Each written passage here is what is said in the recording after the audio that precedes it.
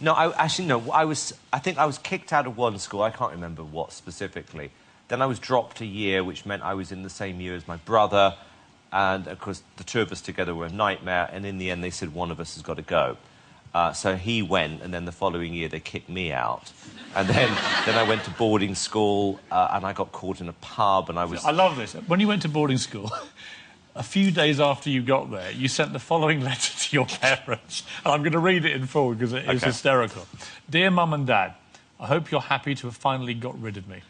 I also hope you're happy in your centrally heated warm house and you have a lot to eat, because I'm lying in a dormitory which has icicles on the inside and there is nothing to eat. I'm freezing cold and hungry. I hope you're finally satisfied. Simon. Reasonable.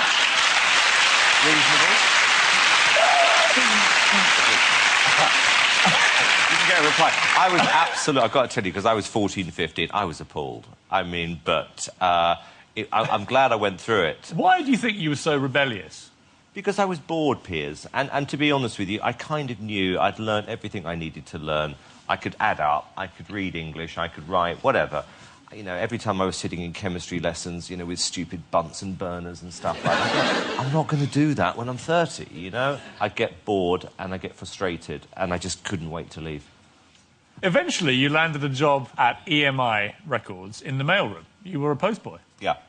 Did you have any sense... I mean, did you feel this was a demeaning job, or were you actually a good little grafter then? I mean... Oh, no, I thoroughly enjoyed it. I mean, no, it doesn't even enter your mind demeaning. You know, you're just happy to get in, you know, you're at the ground. And it was at an age where if you started at the bottom and you were seen to work hard, you would always be, you know, promoted. It was always accepted. You quickly... I mean, you showed your entrepreneurial skills because you very quickly broke away from EMI and you formed your own record label.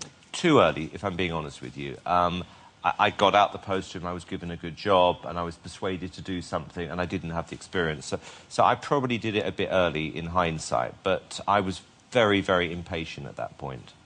There's no doubt you're a very effective boss now, but you've had to learn the hard way. And I want to take you back to the early 80s. Simon already had his own record label when he spotted a glamorous woman dancing in a club. She was exactly what he was looking for. First time I saw Simon, I'm quite shy, because there was this very hunky guy in a very tight vest with long, sort of flicked David Cassidy hair, dark. And I thought, he's really cute. I think when Simon saw Sunita in the early days, she was young, she was cute, she was sexy, and he thought, God, I fancy her, and I can make her a star as well. Actually, he sidled up to me and sort of said hello, and he said, what's your name and what do you do? And I said, well, my name is Sunita and I'm a singer. And he went, oh, and sort of actually pulled me onto his lap, sat down, pulled me onto his lap. Well, if you're a singer, darling, why don't you sing me a song? Simon liked what he heard and had to release her first single, So Macho, 3 times before it became the biggest selling single of the year. And no expense was spared on the video. And I remember Simon calling me, quick, turn on the radio.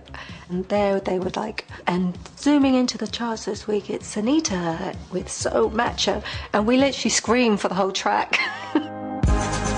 Eager for another Sunita hit, Simon approached legendary producer Pete Waterman.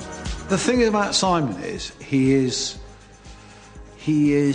like a dog with a bone.